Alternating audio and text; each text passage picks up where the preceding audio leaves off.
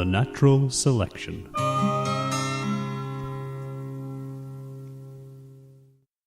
Hello and welcome. My name is Zoe Kashane. Thank you for listening to another episode of the Natural Selection podcast, brought to you by the University of Exeter's Centre for Ecology and Conservation. Climatic and environmental conditions across the world influence the distribution of species, and knowledge of these dynamics become more pertinent with increased human impacts. In this episode, we are talking with Dr. Regan Early, and interviewing today we have Genevieve Labram and Claire Tanner. Hello, welcome to the Natural Selection podcast. I'm Genevieve Labram, and I'm here with Claire Tanner, and we're speaking today with Dr. Regan Early on her new paper on usefulness of species traits in predicting range shifts. So, Regan, hi. Hi. So can you tell me what your main research interests are? Yeah, so I work on wildlife and how it's moving around the planet. So a lot of the time I think about invasive species. They're species or plants of animals that show up around the world because they've been introduced where people have introduced them, but it's not where they normally live. And when they're in this new environment, they often cause a lot of negative impact on native biodiversity or on ecosystem services. And the other element of my research is that I look at wildlife that is moving in its native range. So that is things like climate change induced range shifts. So they're plants and animals that live someplace, but the climate is becoming unsuitable for them, and so they're having to move to live in a different place. That sounds pretty cool. Okay, so can you describe the basic concept of range shifts? Yeah, so a climate-driven range shift is based on it occurs because species can only live in a certain range of climatic conditions. So the concept is that every plant or every animal or every species of fungi can only live in a particular combination of climatic conditions. And so for those species, if climate changes, if it becomes too hot for them or if it becomes too dry, then they'll no longer be able to live in the places where they used to live. But they may be able to live in some new places that didn't used to be suitable for them, but now they are suitable because the climate has changed. So species that are able to move to these new homes may be the ones that survive climate change, whereas those species that don't have any new homes to go to, but climate is becoming unsuitable for them where they currently live, they're the species that we think will be very negatively impacted by climate change and may well go extinct. So what led you to writing this paper? Well, my postdoc and myself, so my postdoc is Dr. Alba Estrada, we were working on a big project that was trying to understand how plants might shift their ranges in response to climate change across Europe. And as we started to gather the data for that, we realised that the kinds of traits that we could see were important weren't the same kind of traits as everybody else in the world seemed to think were important. So we wanted to make sure that we had a really broad perspective on this. So at the time we were working in Spain, and we contacted colleagues in Sweden and in Canada, and the five of us got together and shared our perspectives. Some of us worked on birds, some of us worked on mammals, some of us worked on phylogenetic studies, and we tried to pool our knowledge and really get as broad an evidence base as possible to try to understand which traits might be important for a broad range of taxonomic groups. So can you tell me a bit about your paper and what it did and what it covered? Yes, so our paper, which was led by my former postdoc, Alba Estrada, tried to address this problem in climate change ecology, in that lots of people are becoming really interested in using traits to predict which species will actually shift to new locations as climate changes. And a lot of people are using traits and saying, well, species with this trait might be able to move to a new place. And we really felt like there wasn't much of an evidence base being used there. And we really wanted to look around and see what evidence there was that one trait might actually predict which species might move and which species might not. So we looked at about 30 papers that have been trying to collect data on traits, and we tried to figure out which traits turned out to be important in predicting range shifts. So what are the key traits in predicting range shift capacity? Well, everybody thought that it was going to be how far a species can move. So we know that a species like a wolf might move hundreds and hundreds of kilometres in its lifetime, but on the other hand, a species like a small rodent, a mouse, might only be able to move a few kilometres in its lifetime. And when we looked at the literature, we found that a lot of people had studied that, but actually it didn't turn out to be that important.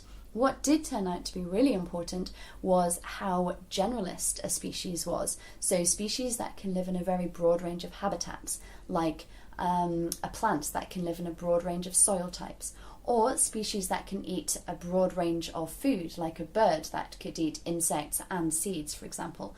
Those turn out to be the species which are going to be able to shift their ranges more so than necessarily the species which can move a long distance. So what are the challenges that you found with trait data? The challenges are that everybody measures traits in a very different way. So you have problems with people measuring traits differently within one group of species. Like one person might measure ecological generalism in mammals as the amount of habitats it lives in. Another person might measure ecological generalization as the number of different prey items that it eats, so the broadness of its diet. So that's the problems even within one group of species. If you're trying to compare across species, if you're trying to compare between birds, mammals, plants, fungi, microbes, then it starts to become really, really difficult. So what we tried to do was develop a framework that we felt could be applied to a broad range of taxonomic groups, and that people could use the traits that they'd measured, try to fit it into that framework, and identify those traits which could be successful in predicting range shifts. So can your predictive trait strategy be applied to any animal, or are there limitations that would prevent certain taxa from benefiting from this strategy? Well, I would actually go beyond that. This trait framework can be applied to any plant, animal, fungi, or any member of the of any wildlife kingdom. Okay, so it's definitely not just restricted to animals. I think in theory, yes, it could be. I think we were only able to collect data for the kinds of species that are studied very often. So that's things like butterflies, some other very beautiful insects, birds, mammals, a lot of plants, mostly trees. So it's very difficult for us to know which kind of traits might be important for other species, but we think that that's absolutely what people should be doing now, is trying to really broaden the species for which they collect data on traits. Do you believe that the plasticity or genetic traits are more useful in the current range shift predictions? I don't think I know the answer to that question, and I don't think anyone knows the answer to that question. One of the difficulty is trying to figure out what is a genetic response to environmental change and what is a plastic response to environmental change. So one way in which this kind of changing of your life history might help you adapt to environmental change is if you're able to disperse quickly once the environment becomes unsuitable for you. So an example where people have thought in the past that species might be evolving to be able to move quickly as the environment changes is the cane toad in Australia, which is actually an invasive species, so it's not threatened by climate change, but it acts as a proxy for species that are threatened by climate change in their native range. So for a long time it has been suspected that cane toads might actually be evolving to move more quickly, and that might be what's allowing them to spread so quickly across Australia. And just to remind your listeners, cane toads are really, really nasty things. They kind of look big and cool and ugly, but they're really dangerous to Australian wildlife. They're poisonous, and children can be affected by them as well. So it turns out, though, that a paper just published last year shows that these species are not evolving. They actually just seem to have a very plastic response to the environment that enables them to move more quickly when they need to move more quickly. So 10 years of work and into figuring out the answer to that question, and that's almost impossible to do for every species on the planet. But I think having more of a handle or more of an understanding on whether these responses are plastic or genetic would be really important, but we don't have it yet. Cool. So for species that are unable to shift their range, so those who are stuck on an island or with limited mobility, do you think that reintroduction programs were needed to shift their ranges manually? And what do you think about the ethics of that? I think this is a really prescient question. So the kind of things you're talking about are what we normally call assisted migration. And the idea is that if a population is just dwindling and there's no way it can survive in its native range, we'll just kind of box it up and take it somewhere else. And a lot of people don't like that idea because we know that when we move plants and animals around the world, when in the place that they become introduced to, they can often become invasive. So that means that they have really negative consequences for native biodiversity or ecosystem services.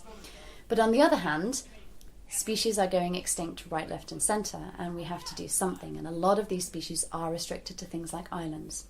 I think the risks that come with it are this risk of a species becoming invasive, but there's also really worrying risks to the population that is dwindling. And in order to introduce that population somewhere else, we would have to take individuals from that dwindling population, which might further damage the population and might ultimately drive it extinct. So we have to really balance the potential threats to the species which is dwindling and to the community in which we want to introduce that species. Nobody really has an understanding of how likely it is that one of these species, when they're moved to a new place, might become invasive. And quite apart from the risks that could be involved, it's just going to be a phenomenally expensive mitigation strategy. So something that I think might help instead, that would certainly be a first effort, would be to try to mitigate the effects of climate change in situ. So what that means is trying, if the habitat is becoming too dry for a species, trying to irrigate it, trying to put measures in place that might ameliorate the effects of climate. So that also could be things like shade on species that are very sensitive to too much sun. So amphibians are typically, frogs and toads. They're the kinds of species that we might be able to make sure that we keep the habitat wet enough for, or that we can shade it for them. Okay, so what areas of study in this field do you think need prioritising in the future? I think we need a much better understanding of the fundamental issue here, which is how much species are affected by climate. So we know that lots of species are moving around the world now because climate is changing and it's becoming too hot or too dry for them, but not all species are moving. Some species are moving in the opposite direction to what we predict, and we don't understand why that's happening. So I think we need to make sure, before we go too far down this idea of range shifts, I think we need to have a much better fundamental understanding of how climate actually limits species distributions. So my gut feeling, or my instinct, is that for some species, being too hot or too cold or too wet or too dry is what really determines where they can live. But for other species, it's not actually those direct effects of climate, but it's rather how climate affects the other species that species is interacting with. So for example, an insect living on a plant, I think the insect might not be affected by climate directly. I think it might be affected by how quickly the plant grows and how much of the plant resource is available to the insect. And I think that's probably what we need a much greater understanding of before we can really understand the effects of climate change. Thank you to Dr. Regan Early for speaking with us today. If anyone has any questions, do feel free to find us on Facebook or to look us up on Twitter at UOE Podcast. Thank you for listening to The Natural Selection.